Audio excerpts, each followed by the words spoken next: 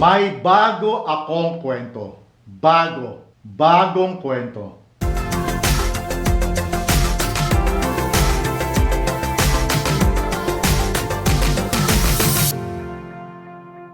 Kumusta po kayo? Welcome back. Let's continue our journey in learning a beautiful language, Tagalog, the language of the Philippines. May bago akong kwento.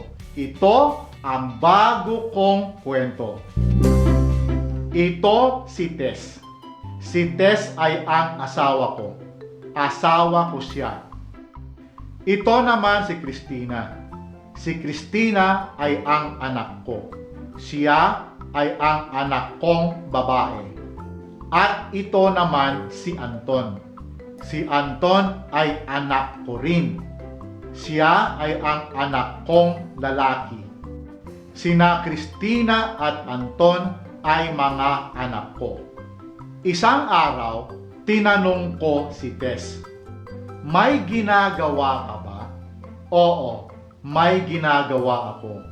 "Ano ang ginagawa mo?" "Nagsusulat ako." "Ano ang isinusulat mo?" "Nagsusulat ako ng report." Nagsusulat ka pala ng report. Isinusulat ko ang plano namin para sa opisina.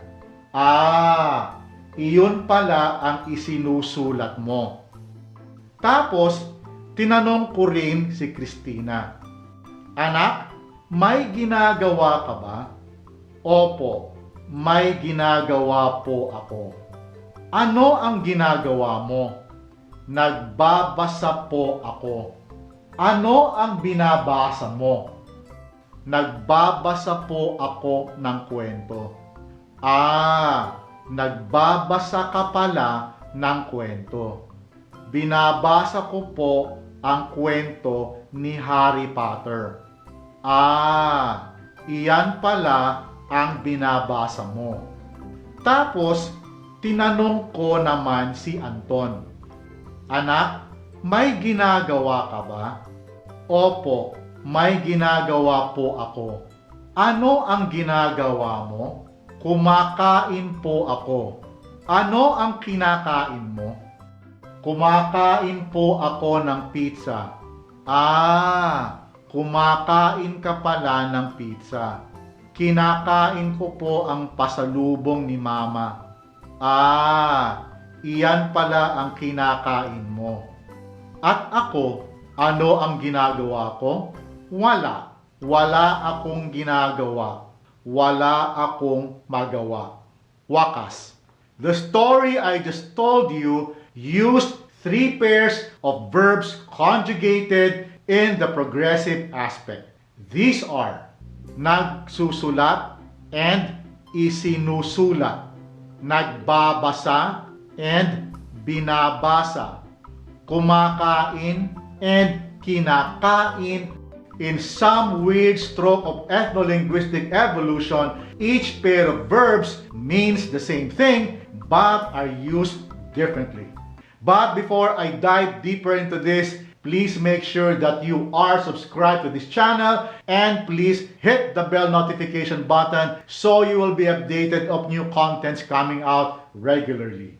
In my last video, I have talked about how verbs work in Tagalog. If you have missed that, please do check it out. The link is in the description box down below. In that video, I talked to you about 4 things you need to remember about Tagalog verbs. These are: verbs start with root words.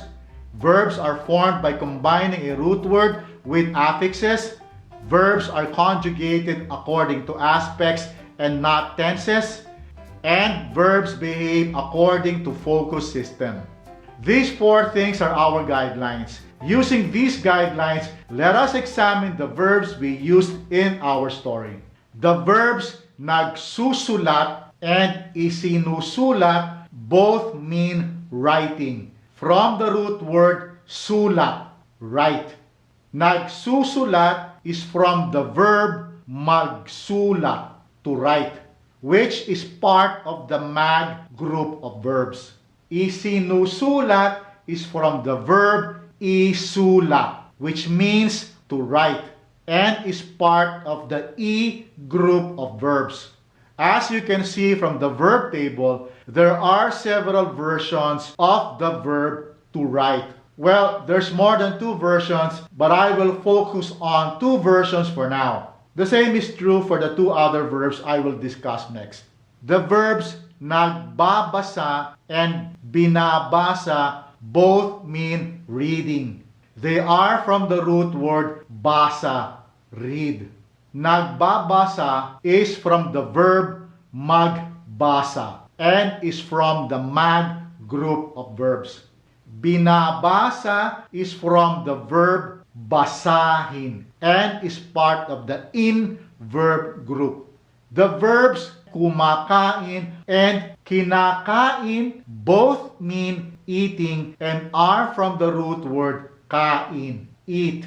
Kumakain is from the verb kumain and is part of the group of verbs. Kinakain, on the other hand, is from the verb kainin, which is part of the in group of verbs. All these verbs are conjugated in the progressive aspect, which is the equivalent of present tense in English. I have talked about why Tagalog uses aspects and not tenses in my last video. If you haven't seen that, I highly recommend you to see it. The link is in the description box down below. 3 of the verbs, Nagsusulat, Nagbabasa, and Kumakain, are actor-focused verbs. As actor-focused verbs, they draw attention to the actor or the doer of the action. The 3 other verbs, Isunusulat, Binabasa, and Kinakain, are object-focused verbs. As object-focused verbs, their job is to draw attention to the object of the action or to whom the action is being done for. I will spend a few minutes discussing the differences between actor-focused verbs and object-focused verbs by going back to the sentences used in our story. So, tara! Nagsusulat ako. I am writing. This is a declarative sentence that focuses on the actor who is doing the writing. Who is ako or I? Ano ang isinusulat mo? What are you writing? In this sentence, the focus is on what is being written. There is no other way of asking this question. You cannot ask, ano ang nagsusulat mo? There is no such thing. So please remember that. Nagsusulat ako ng report. I am writing a report. Nagsusulat ka pala ng report. You are writing a report. I didn't realize. Both are declarative sentences that focus on the actor of the action, which is ako, I, or ka, you, respectively. You see the interjection pala, a word that is hard to translate. You may check out episode 47 when I explain pala extensively. Isinusulat ko ang plano namin para sa opisina. I am writing our plan for the office. Iyon pala ang isinusulat mo. Oh, so that's what you are writing. In both sentences, the focus is the object or what is being written. In both cases, it is the our plan that is being written. So far, so good. Now, let's move on to our next pair of verbs. Nagbabasa po ako. I am reading. The focus of the sentence is on the actor or the reader in this case. Just a side note, you see the honorific po in this sentence. Since it was my daughter who said this, she inserted the word po, which is a sign of respect. Ano ang binabasa mo? What are you reading? The focus here is what is being read. Like what I said in the previous set of verbs, there is no other way of asking this. You cannot say, ano ang nagbabasa mo? It can't be. Nagbabasa po ako ng kwento. I am reading a story. Nagbabasa ka pala ng kwento. Oh, you are reading a story. I didn't realize. Both sentences focus on who is reading. Ako or I in the first sentence and ka or you in the second sentence. Binabasa ko po ang kwento ni Harry Potter. I am reading the story about Harry Potter. Iyan pala ang binabasa mo. Oh, so that's what you are reading. Both sentences focus on what is being read and not who is doing the reading. What is being read is the story about Harry Potter. Now, on to our last pair of verbs. Kumakain po ako. I am eating. Like our previous examples, this is the declarative sentence focusing on the actor or who is doing the eating. It is ako or I who is eating. Ano ang kinakain mo? What are you eating? This sentence focuses on what is being eaten. As what I have mentioned previously, there is no other way of asking this. You cannot say, ano ang kumakain mo? It does not exist. Kumakain po ako ng pizza. I am eating pizza. Kumakain ka pala ng pizza. So, you are eating pizza. Both sentences focus on who is eating the pizza. It is ako or I in the first sentence and ka or you in the second sentence who is eating the pizza. Kinakain ko po ang pasalubong ni Mama. I am eating the food bought by Mama. Iyan pala ang kinakain mo. Oh, so that's what you are eating.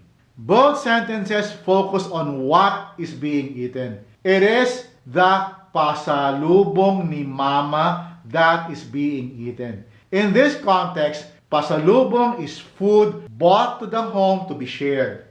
The closest foreign language equivalent of pasalubong I can think of is the Japanese word omiyage, which means gifts or souvenirs bought from travel to be given to family and friends back home. Although pasalubong is broader, it's any gift, souvenir, or food or snack you bought from a travel or from just any store you pass by on your way back home from your work. Got it? Back to our lesson. In this second sentence, the word iyan or that is the subject and is what is being eaten. Ayos ba? Maliwanag ba? In all our examples, you will notice that the actor-focused verbs use group 1 personal pronouns like ako and ka. On the other hand, object-focused verbs use group 2 personal pronouns like ko and mo. Remember group 1 and group 2 personal pronouns?